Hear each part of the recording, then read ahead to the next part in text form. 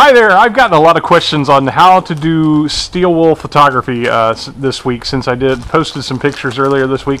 So what I thought I would try to do is show you the entire process in rapid form here of how this looks and how this goes down. So first thing I've got here for you is a bag of steel wool, and this is 0000 size steel wool. You can get different grades of steel wool, and they'll burn in different ways. That's stuff to experiment with. First thing you need is some sort of device. Well, a camera, of course, is one thing you definitely need. And one thing you need is some sort of device to hold the steel wool in. I fabricated my own. Some people will use like an egg whisk kind of thing and just tie it to a string.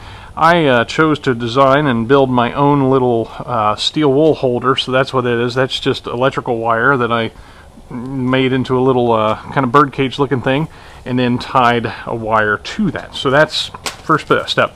Second step is you need steel wool. Now, one thing you want to avoid doing is just cramming the steel wool into the device. You want to actually kind of open up the steel wool and kind of rip it and pull it apart and kind of give it some space. If you don't, the steel wool will kind of melt itself into a hard little chunk of metal like this, so you don't want to do that. So you take the steel wool, like I said, you kind of get it loose and torn to where it's bigger than what it starts out as when you get it out of the package, and then you just kind of loosely cram it in there, and do the same thing with this piece.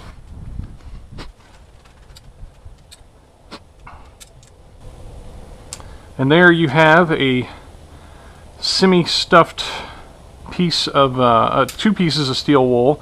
That'll give you, I don't know, right around 8, 9, 10 seconds worth of burn time. So this is something you do have to do kind of quick. It's not something for the faint of heart. No, it's really easy to do, but you just want to make sure you're kind of quick with what you do. Now I'm going to put on some safety glasses, and we're going to talk about the rest of this setup.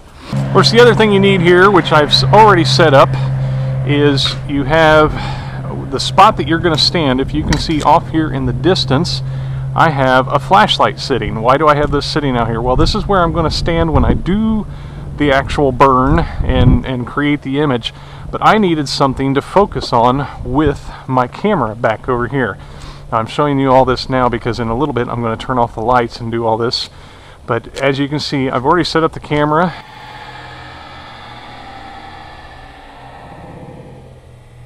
And I already have the camera doing an intervalometer function to where it is taking a 4-second exposure every few seconds. It takes a 4-second exposure, and then for about a second it sits, and then it takes another 4-second exposure. What I did before was I used a remote control to actuate the camera, and then it dawned on me I don't have to do that step. So I just had the camera set up to do my exposures automatically. What you're going to see me do is I'm going to turn off all the lights so it's as dark as possible so we get the most out of our sparks. So here we go.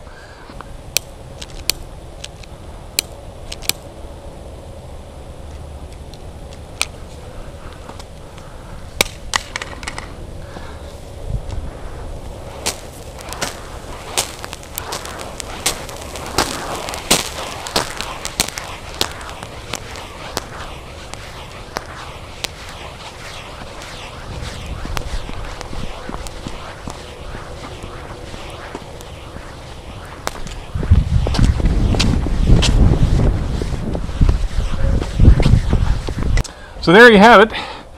Now we get to go inside and check these photos out, and I'll put those here at the end of the video so you can see what those all look like. Thanks for watching.